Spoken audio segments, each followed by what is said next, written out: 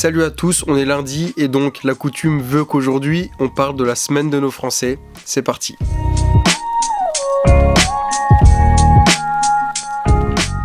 On commence donc sans plus attendre par les gardiens.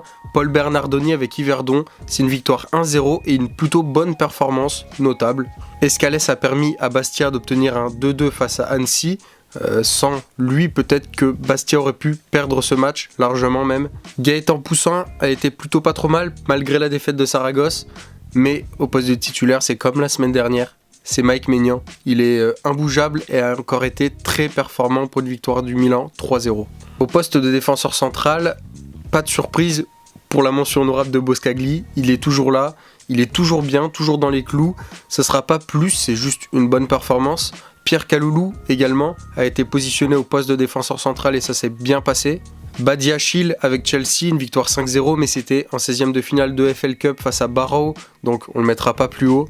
Maxime Bernauer, 5-1 dans le derby avec le Dynamo Zagreb face au Lokomotiv Zagreb. Billy Koumetio également, très belle performance parce que son club de Dundee, son équipe de Dundee perd, mais il a été le seul de son équipe à être particulièrement bon. Axel Bamba avec Ajaccio, Peter Ouané avec Laval également. Castello Luqueba avec Leipzig, une victoire 4-0. Mais les deux noms qu'on va retenir, alors le premier ça va être Ibrahima Konaté qui est encore buteur, c'est l'un des meilleurs buteurs de Liverpool, donc une victoire aux Wolves 2-1. Et pour l'accompagner, je suis pas certain de mon coup, mais je vais mettre Mamadou Sarr. Je suis peut-être encore sous le coup de l'émotion du match de ce soir, mais battre l'OM avec si peu de matchs de Ligue 1 dans les pattes, être aussi bon, ça me semble être une juste récompense pour lui.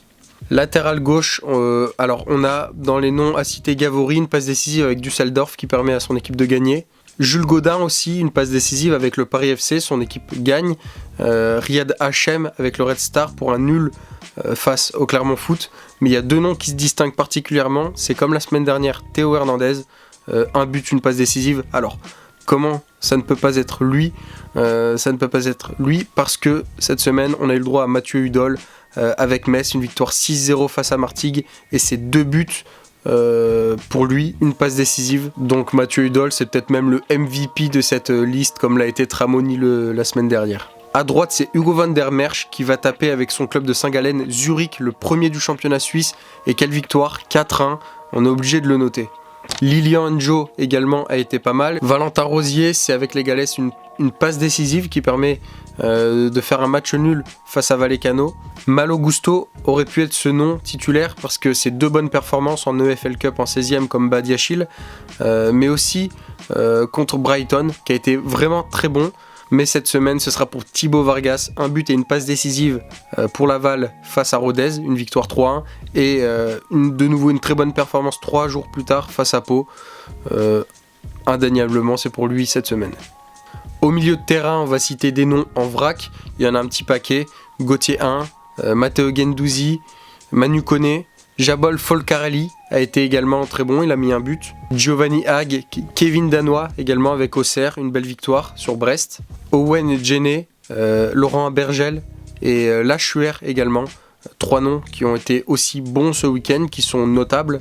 Mais si on doit absolument en retenir 2, comme j'en ai parlé précédemment pour Mamadou Sarr, il faut citer un autre Strasbourgeois, qui d'autre que Ismaël Doucouré, qui a été vraiment resplendissant. Un super match, peut-être l'un des meilleurs. Obligé de citer Ismaël Doucouré dans les titulaires. Et pour l'accompagner, Corentin Tolisso, là c'est plutôt une surprise pour les Lyonnais en ce début de saison. Un super match face à l'Olympiakos, on est obligé de le récompenser aussi.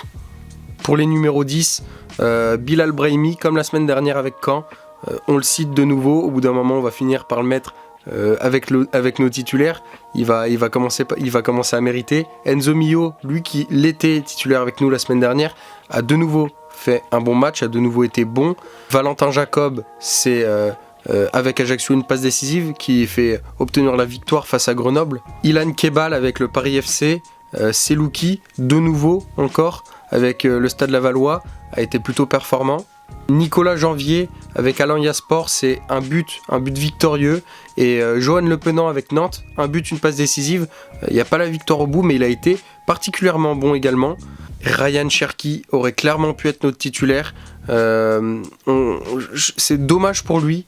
Ça se joue vraiment à pas grand chose, c'est une grosse mention honorable, mais Jesse Bennett, c'est un but, une passe décisive qui permet une victoire sur Clermont, 3-0 pour Grenoble. À gauche, on n'avait pas grand chose la semaine dernière. Tout le contraire cette semaine, on va commencer crescendo avec Bimaz, c'est un but victorieux avec Annecy face à 3. Eli Kroupi, c'est 2 buts avec Lorient pour une victoire 3-0.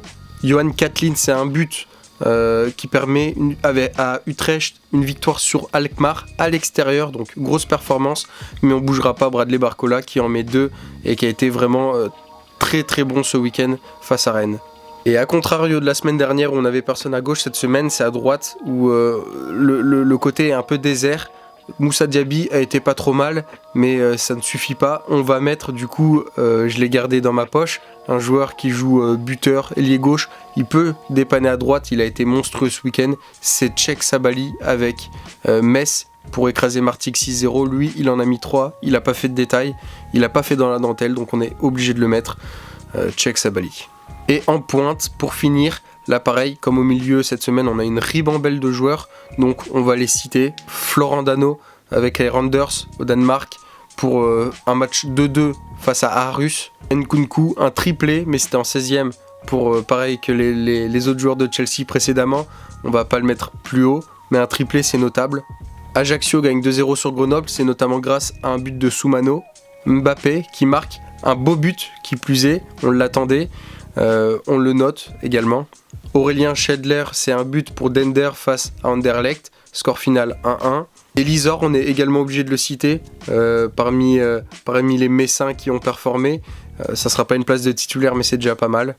Amine Boutra et Lamine Cissé ensemble, il y a un joli duo là qui est en train de se créer. C'est de nouveau performant pour Boutra comme la semaine dernière. Thuram, une passe décisive. Hugo Comano, un but. Antoine Griezmann, une passe décisive victorieuse pour l'Atlético. Karim Benzema a staté également. Ça doit être un but, une passe, quelque chose comme ça. Le nom à 2 doigts d'être au poste de titulaire, c'est Hugo Ekitike. Un but, une passe décisive face à Plzen. Et il n'y a pas que ça dans le jeu, il a été très très bon. Mais le score final, c'est 3-3. C'est ce qui l'empêchera d'être sur la plus haute marche cette semaine. Le titulaire donc, qu'on attend pour clôturer cette vidéo, c'est Malik Chokunte, parce que pour le coup, les 2 matchs de la semaine, il a été bon sur les 2, il a été performant sur les 2. C'est 2 victoires de Laval, la première donc à Rodez où il rentre au bout de la 75e minute, il plante un doublé, il permet à son équipe de gagner 3-1. 3 jours plus tard, une nouvelle victoire 3-1 face à Pau, cette fois dans la peau d'un titulaire et dans la peau d'un buteur. C'est donc tout pour la semaine de nos Français. Le récap est terminé. On se retrouve lundi prochain pour débriefer de nouveau.